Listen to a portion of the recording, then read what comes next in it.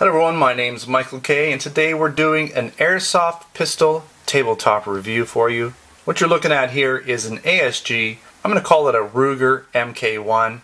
It's a gas 6mm Airsoft pistol. The reason I'm calling it a Ruger is because it's styled after the Ruger. It's not licensed, it's not exactly accurate. And what I mean by that is if you're looking at a Ruger Mark I, you're going to notice that the barrel is quite a bit different.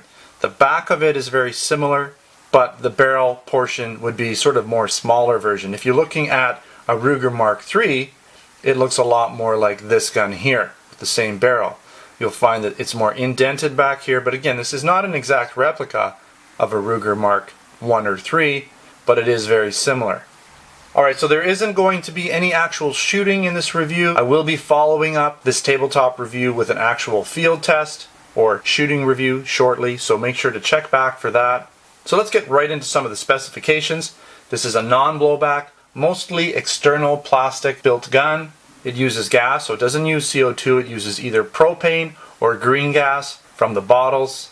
It shoots 6mm plastic airsoft BBs, has about a 5.25-inch non-rifled barrel.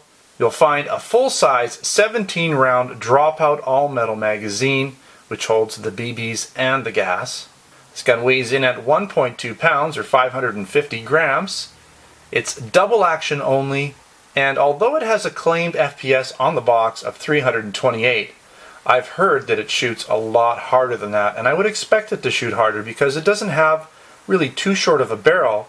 It also doesn't have any blowback, so you're not going to lose FPS from the blowback, so it should shoot, in my opinion, easily into the 400 plus FPS range. So when I do that field test, we'll find out for sure. Again, this is a non-licensed replica of the Ruger Mark I/III. It's distributed by ASG or Action Sports Games, but the gun itself is actually made in Taiwan. Alright, so let's do a quick walk around of this pistol, take a look at it. Alright, you'll see here we have the ejection port. Now, I'm going to say this right away, the actual bolt or the charging handle doesn't move at all because there's a pin that goes through it here, and that pin is part of the way to break it down. I'm not going to break it down, it's a little bit awkward, it takes a little bit of doing to do it, but you basically pull this out, move this down, up and around, this pops out, and you can take the whole top assembly off to get in there if you need to. I believe to get into hop up and things like that. But so this piece here is part of this sort of bolt, but it doesn't work, it doesn't move. Okay, so just know that right off the bat. But it's nice, it's two pieces, so it gives it a more realistic look. Alright, you'll see here we've got our ASG licensing there, or markings, and then your caliber, 6mm BB. Again, ASG on the grips.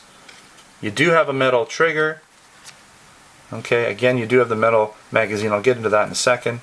Everything else is plastic. There is a metal sight. I'm not really doing the top, but I'll talk about that. It's a metal, fully adjustable sight for windage and elevation on the back.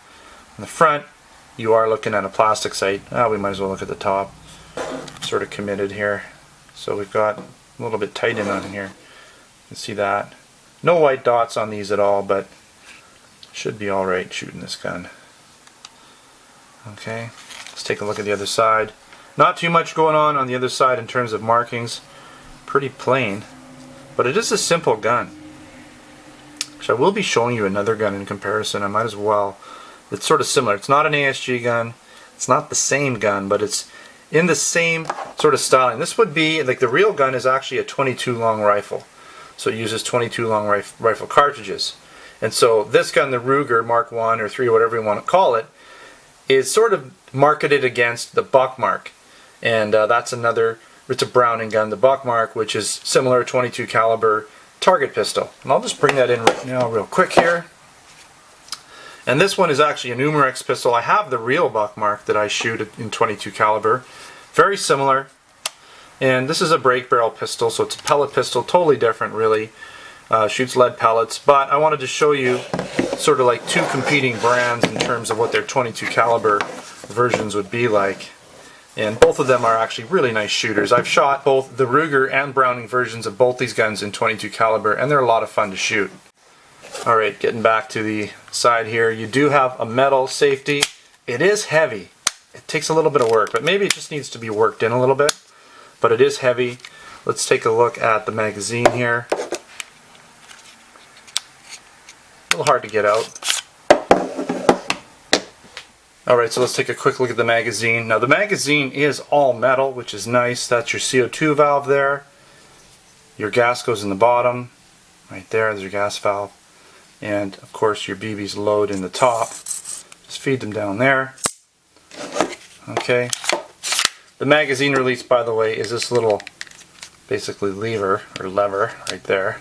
Just push it out of the way. Just like the real version. Okay.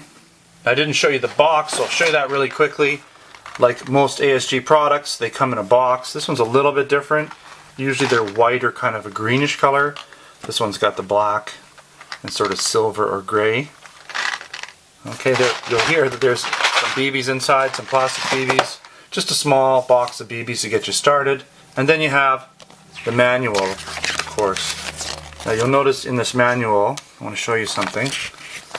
It does show you, well, how to load up the gas, how to load the BBs, and how to break it down. So you'll see here that the top of the gun does come off. I believe you can adjust things like hop up. I believe that's maybe what it's for. Yeah. Oh, there's the hop up there. Okay, so the hop up is external. But I'm not sure why you'd want to take the gun apart, but you can, I guess, for cleaning purposes. Alright, so at this point, let's get into some of the pros and the cons. Now, one of the main pros would be if you own the real Ruger 22 long rifle version. Now, depending on where you live, especially here in Canada, you can't just shoot it in your backyard, or your house, of course. So, you could buy this pistol, shoot it in your basement or your backyard. It is an airsoft gun, so it would be pretty good in those situations. And the design of the gun is very similar, so the ergonomics and everything would be very similar to your real Ruger 22 long rifle. I like the fact that it has a fully adjustable rear sight for windage and elevation. It's a nice touch. So again, it would make a nice little target shooter. You'll also find a full-size all-metal dropout magazine which holds the BBs and the gas. There are some metal parts, including the magazine, the safety, the trigger, and of course the top rear sight. Didn't really mention this, but this gun does have a rather nice sort of satisfying trigger sound.